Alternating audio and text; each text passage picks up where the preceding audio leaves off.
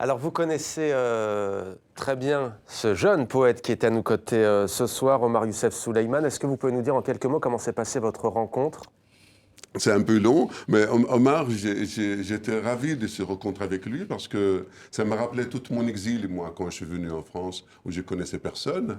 Alors qu'Omar, il a fui le régime de Bachar el-Assad avec tout Ouais. ce qu'on sait aujourd'hui, ce qui se passe en Syrie. Et j'ai trouvé un jeune homme qui est assez déterminé, mais un peu démuni quand même, une tristesse dans son regard, très chétif.